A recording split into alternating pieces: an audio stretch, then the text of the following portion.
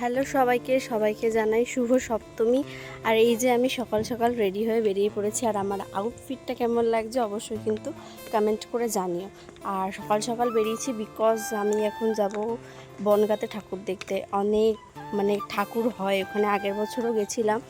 তো ওখানে রাতের বেলার দিকে হলে গাড়ি সব নো এন্ট্রি করে দেয়, আর আমার পক্ষে হেঁটে হেঁটে এত ঠাকুর দেখা একদমই সম্ভব না। সেই কারণে কিন্তু এখন আমি চলে যাচ্ছি বনগাঁর দিকে। তো সবাই ব্লগটা কন্টিনিউ করতে থাকো, কি কি ঠাকুর দেখছি সেটাও কিন্তু তোমাদের সাথে শেয়ার করব। তারপরে প্রতিদিনের ন্যায় যেটা হয়, রাজদীপকে আসতে বললাম, ও দেরি করলো, তার জন্য মাথাটা যাচ্ছিলো আরও গরম হয়ে। সবথেকে বড় কথা, ওদের বাড়ি যাওয়ার আগে আমাকে এরকম রেল লাইনটা ক্রস করতে হয়, আর হিল পরে এটা ক্রস করে যাওয়াটা না খুব একটা রিস্কের হয়ে যায়। তাও কষ্টসৃষ্ট করে আমি গেলাম, না হলে আরও লেট করতো।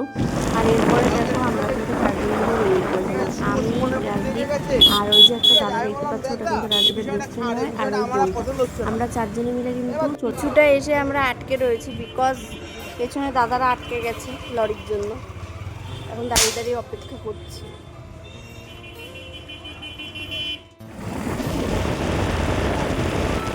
গাইস, সকালবেলা খেয়ে বেরিয়েছি, এখন আবার খিদে পেয়েছি। সকালবেলা খেয়েছি বলতে 10টার সময় খেয়েছি, এখন খিদে পেয়েছে। আগে যাব বনগাঁতে ঢুকে আগে গিয়ে খাবার খাবো, তারপরে গিয়ে ঠাকুর দেখবো। আজকে চৌমুখরা বন্ধ করে তারপর বাড়ি আসবো। এই যে আকাশটা, এই যে সমুদ্রের আকাশটা দেখতেই আলাদা লাগে, খুব সুন্দর লাগে। চাঁদপাড়া ঢুকছি ভাব। আর সব থেকে আমার জীবনে কোনো অশান্তি নেই। আর আমার শুধু একটাই সমস্যা, এই একটা পাবলিক আছে যার রেডি হতে গেলে একেবারে 10 ঘন্টা লাগে, 10 ঘন্টা। মেয়েরা রেডি হয়ে যায় কিন্তু ও রেডি হতে পারে। এই পাবলিক অভদ্র পাবলিক।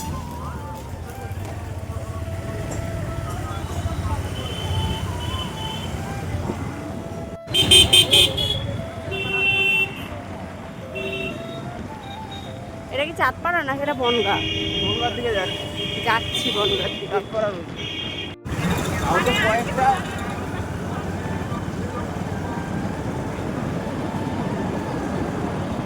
কি সুন্দর লাগে আমার এই গাছগুলো দেখলে না। ভিডিও করে নিচ্ছে। ব্লগটা আমি তোমাদের সাথে লেট করে শেয়ার করছি, এখন ভয়েস ওভারগুলো দিচ্ছি। সত্যিই দেখে না খুব খারাপ লাগছে। আকাশটা দেখো, দেখেই মনে হচ্ছিল যে মা চলে এসছে। তো দেখো, প্রথমেই আমরা রাস্তায় যেতে যেতে দেখলাম এই একটা বনগাঁতে প্রথমেই প্যান্ডেল, এটাই আমরা ঢুকেছিলাম। ছোট্টখাট্টোর মধ্যে বেশ সুন্দর করেছিল। আর এদিকে মায়ের মুখটা দেখো কত সুন্দর। ঠিকইটা আছে। আর এরপরে দেখো আরও একটা প্যান্ডেল আমরা কিন্তু দেখলাম। তো ভাবলাম যে খেতে যাওয়ার আগে একটু দেখে নিই। তো তারপরে এই প্যান্ডেলটা তোমরা দেখো, এটাও কিন্তু খুবই সুন্দর করেছিল। মোটামুটি বনগাঁতে যে কটা প্যান্ডেল আমরা দেখলাম, আমি যতটুকু পারবো তোমাদের দেখাবো, সব কটাই কিন্তু মোটামুটি খুবই সুন্দর করেছে। আর সত্যি বলতে এখন আমি ভয়েস ওভারগুলো দেখছি, তো আমার খুবই খারাপ লাগছে যে পুজোটা দেখতে দেখতে শেষ হয়ে গেল। পুজো আসবে বাট সেটা শেষ হয়ে যাওয়ার পরে যেন আরও বেশি কষ্ট লাগে। আর এইদিকে ছেলেগুলোর কোনো কাজ নেই, বাইরে দাঁড়িয়ে রয়েছে। আমরা ঢুকে গেছিলাম ঠাকুর দেখতে, কারণ আমাদের তো ঠাকুর দেখতেই হবে। আর এইদিকে দেখো মা, কি সুন্দর লাগছে এই ঠাকুরটা দেখতে, পুরো মনে হচ্ছে যেন সোনায় বাঁধানো একদম মায়ের মুখ। যাই হোক, আর এরপরে দেখো আমরা একটা রেস্টুরেন্টে চলে এসেছিলাম, যেটার নাম ছিল রান্নাঘর, এই রেস্টুরেন্টটার নাম। তো তারপরে দেখো আমরা খেতে বসে গেলাম। আমরা অর্ডার দিয়ে দিয়েছিলাম, দাদারা দিয়েছিল 2টো চিকেন বিরিয়ানি, আর আমরা দিয়েছিলাম 2টো মাটন বিরিয়ানি। আর সত্যি বলতে সকালবেলা অনেক সকালে আমরা খেয়েছিলাম, তো ভীষণ খিদে পেয়ে গেছিলো। আর এরপরে খেতে বসে গেলাম আর খাওয়া দাওয়া করে নিচ্ছিলাম। রান্নাবান্নার কোয়ালিটিটা সত্যি বলতে ভালোই ছিল বেশ, আর হাইজিন মেনটেন করেই ওরা কাজবাজগুলো করছিল, যেটা সবথেকে বেশি ভালো লাগছিলো। সবাই মিলে গল্প করছিলাম আর খাওয়া দাওয়া করছিলাম। দিনগুলো মোটামুটি বেশ ভালোই কেটেছে। আর সবাই দেখছি রাত জেগে জেগে ঠাকুর দেখছে, বাট দেখো আমরা সকালবেলা বেরিয়েছি, কারণ আমাদের বাড়ি থেকে পারমিশনই দেয় না রাতের বেলাতে ঠাকুর দেখবো। বাস্তবেই তাই, মা বাবা বলে আগে বিয়ে করবি তারপর রাত জেগে ঠাকুর দেখবি। কাদের বাড়ির পাবলিক এরকম আছে, মা বাবা অবশ্যই কিন্তু কমেন্ট করে জানিও। আমাদের নাইট আউট করতে দেয় না কোথাও ঠাকুর দেখতে। এরপর খাওয়া দাওয়া করে এনার্জি বাড়িয়ে নিয়ে তারপরে কিন্তু বেরিয়ে পড়লাম যে আজকে বনগাঁর যেই কটা ঠাকুর আছে মোটামুটি সবগুলো আমরা দেখে বেরোবো। তো এদিকে কিন্তু গরমও পড়েছিল ভীষণ পরিমাণে। আর এইদিকে দেখো বনগাঁর এই ব্রিজটা কারা কারা চেনো অবশ্যই কিন্তু জানিও। আমরা এই বছরে একবার মানে পুজোর সময়তেই এই ব্রিজটা পার হই। আমিও ব্রিজটার নামটা তখন শুনেছিলাম, বাট আমি ভুলে গেছি।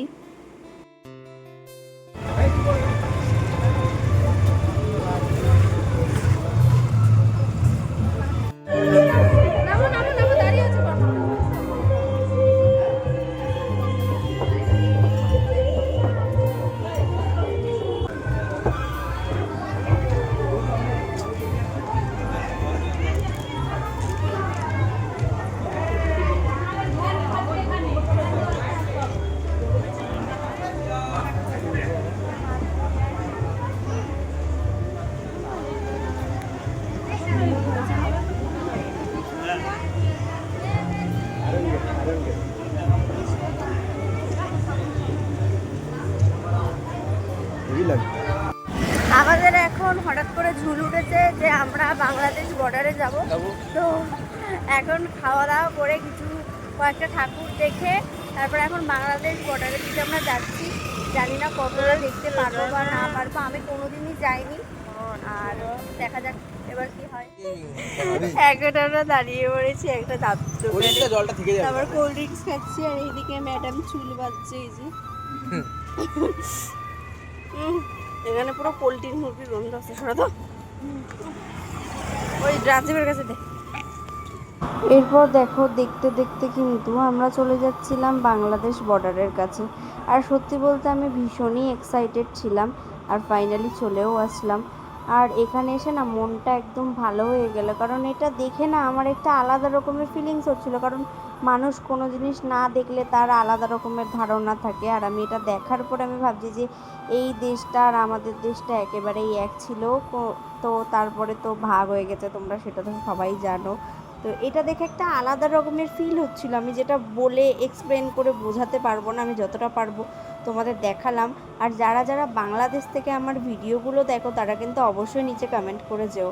আর আমার না খুব ইচ্ছে তোমাদের এই বাংলাদেশে ঘুরতে যাওয়ার, আর যাবো আশা করছি ভবিষ্যতে। আর আমি জানি না গিয়ে কোথায় থাকবো বা কী করবো, কেউ কি আমাকে রাখবে তাদের বাড়িতে, তারা কিন্তু কমেন্ট করে জানিও। আমি জানি বাংলাদেশের অনেকেই আছো যারা আমার ভিডিওগুলো দেখো, তো সেই কারণে আরও দেখার না এক্সাইটমেন্টটা আরও অনেকটা বেশি ছিল।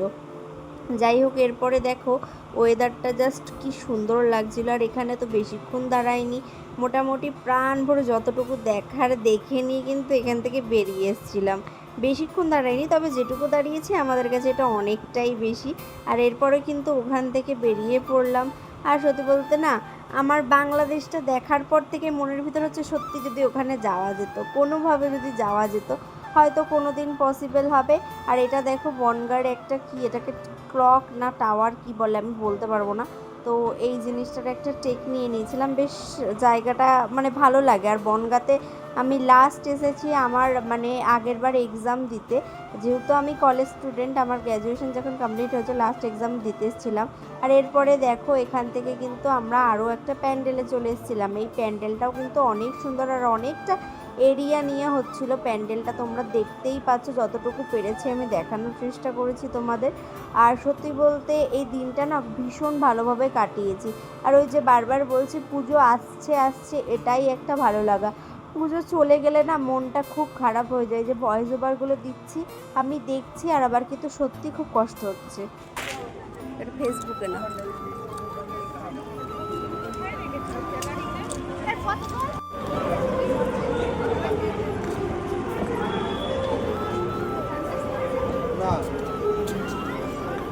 এই দাঁড়া আমি সরে নিয়ে গে।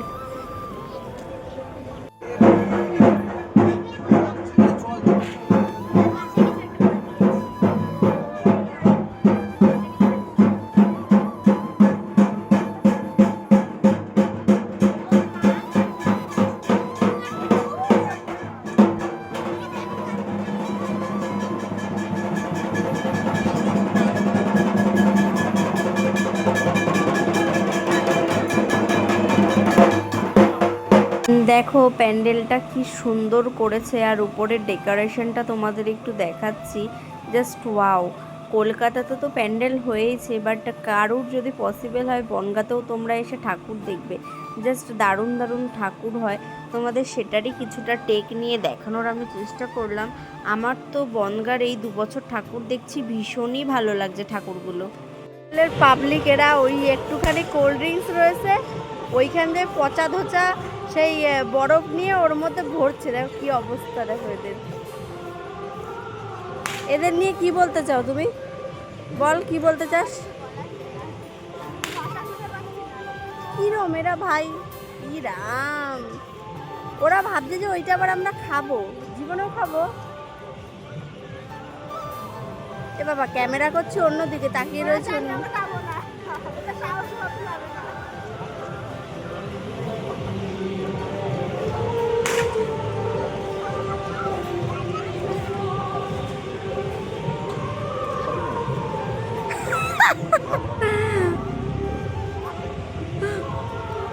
আর না দাবে না, আমার ঠান্ডা হয়ে গেছে।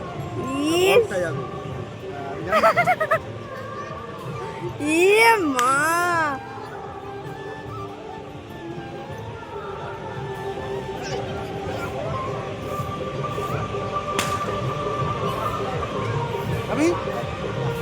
ভাবিস কি করে খাবো ওটা? কিছু বলবি ঋত্বিকা? দেখ কি করছে। ইস,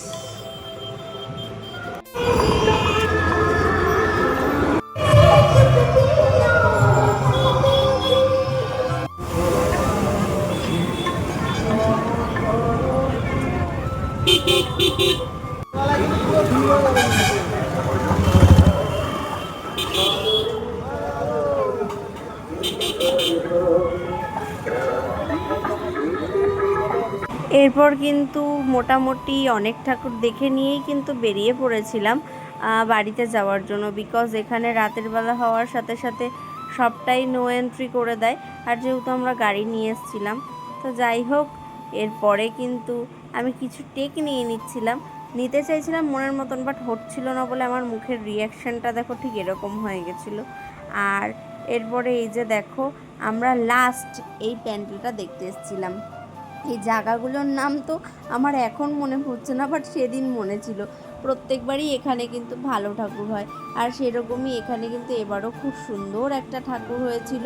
তো তোমরা তো দেখতে পাচ্ছ, আর এটা কিন্তু অনেকটা বড় একটা এরিয়া জুড়ে ঠাকুরটা হয়, মানে অনেক বড় একটা মেলা হয়। তারপরে এই প্যান্ডেলটা তো মানে কোনো কথা হবে না, জাস্ট তোমরা যারা যারা দেখেছো এই প্যান্ডেলটা অবশ্যই কিন্তু কমেন্ট করে জানিও।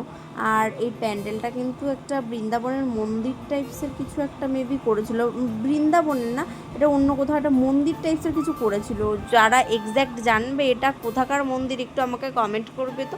আর এই দেখো, তোমাদের দেখাই প্যান্ডেলের এই জিনিসগুলো কতটা সুন্দর লাগছে এখানে। আর এরপরে দেখো, প্যান্ডেল দেখতে দেখতে আমি কিন্তু কিছু ঢং করে নিচ্ছিলাম, বিকজ এগুলো আমি বাড়িতে এসে ভেবেছিলাম রিলস হিসেবে এডিট করব, তো তাই জন্য কিছু টেক নিয়ে নিচ্ছিলাম।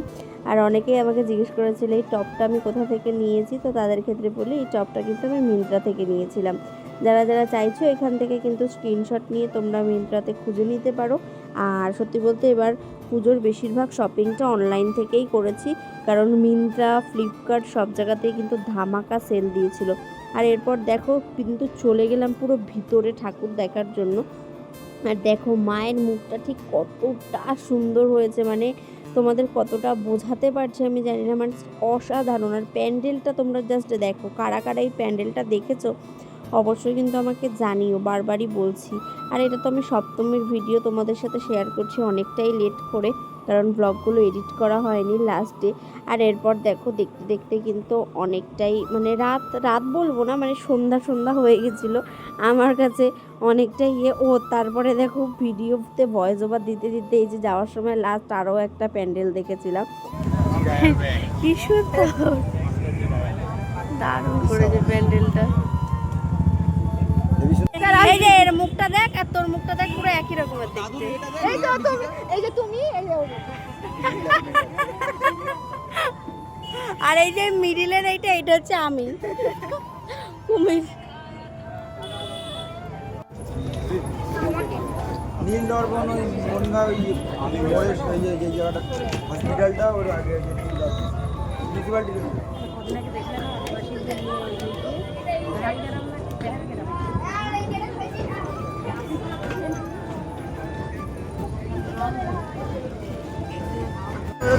কি ভিড় কেন দেবে না? guys! কেন দেবে?